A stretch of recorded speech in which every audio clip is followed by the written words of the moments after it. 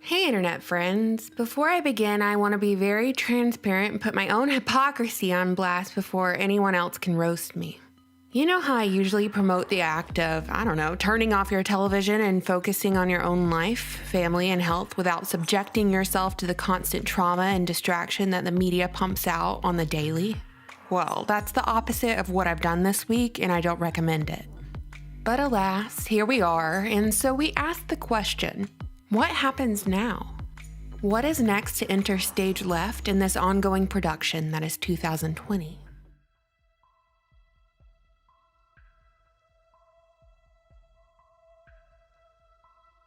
Even if you've been able to avoid the constant onslaught of propaganda that's played across the black box of traditional media, it's likely that you've encountered your fair share of it on social media, within your own social circles, as the virtue signaling accelerates in the race to not be labeled a racist. If you've not experienced this pressure from your friends and family to declare your anti-racism and denounce your privilege, you better believe you've seen celebrities, politicians, and corporations doing the heavy lifting. I even saw Planned Parenthood express their devastation surrounding the violence against Black lives, which really just encapsulates the complete perversion of narratives and full manipulation of the masses, given that Planned Parenthood specifically concentrates their population control facilities in Black neighborhoods. Like I said on Twitter, Planned Parenthood's Black body count makes Hotel Rwanda look like a weekend getaway.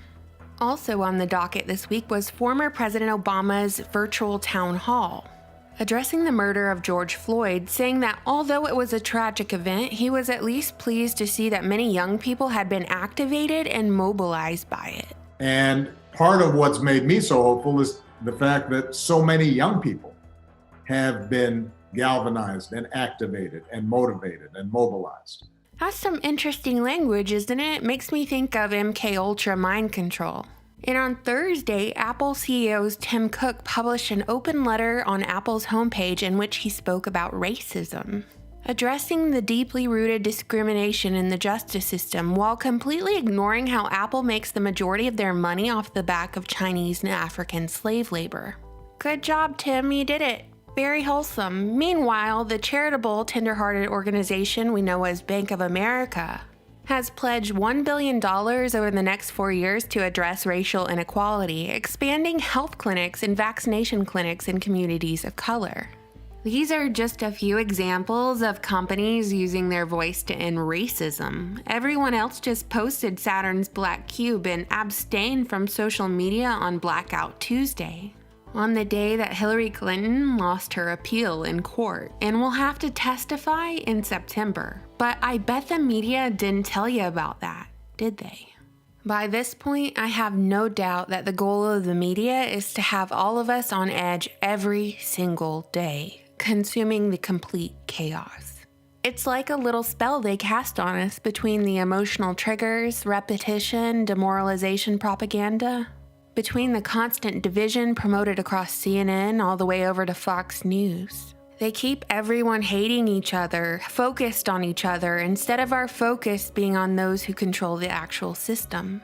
The media claims they've declared war on fake news, but their entire modus operandi is to distract from the facts that actually matter. You know, like how the Federal Reserve has been looting the United States since 1913. How the CIA has been delivering pallets of bricks to cities long before any riots, albeit a totally different type of brick.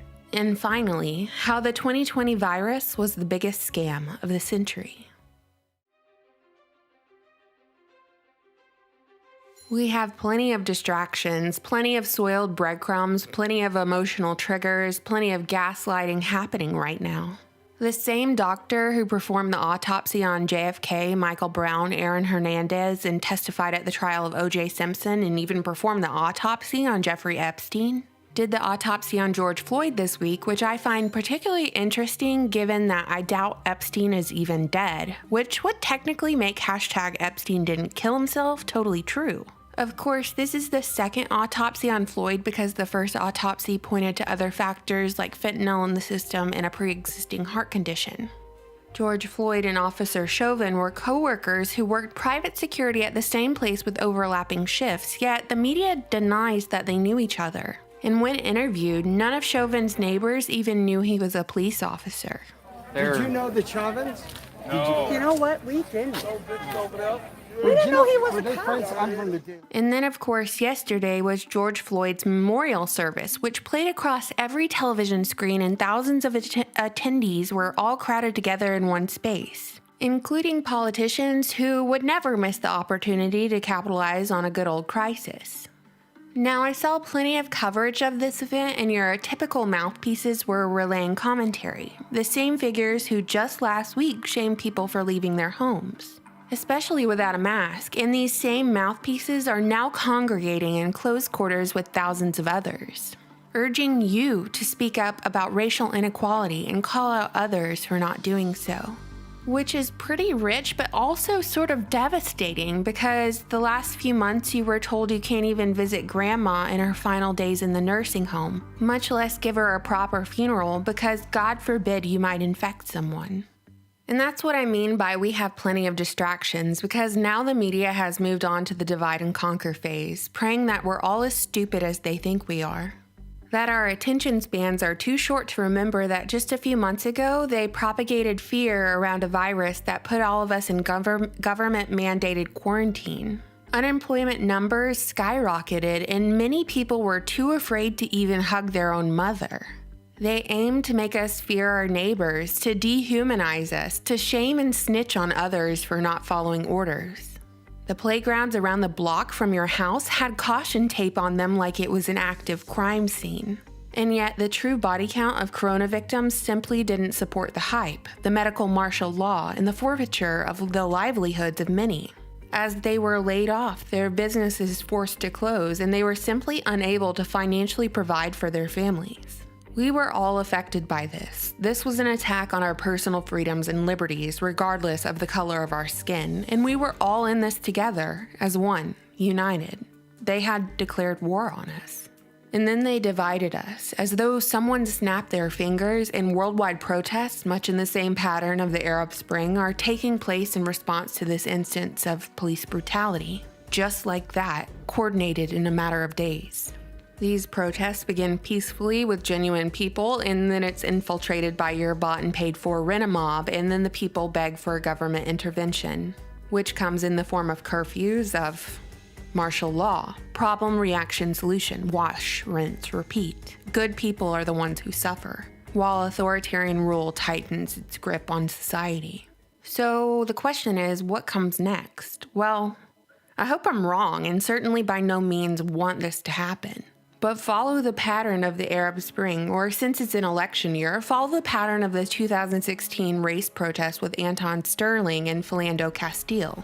What happened then? A sniper fired upon police officers. The formula says that the next move is for some agent, probably a Mossad agent, dressed as a police officer will cause great harm to a group of innocents, or vice versa, some nutter they've terrorized to the brink of insanity, or just a typical agent will pose as a civilian and harm police officers, with the ultimate goal to fan the flames of orchestrated chaos, causing the most emotional trauma to the captive audience, so they will beg for intervention, and thus the next phase of the plan can be brought about, which, in this instance, would be the new normal they've been programming us all for.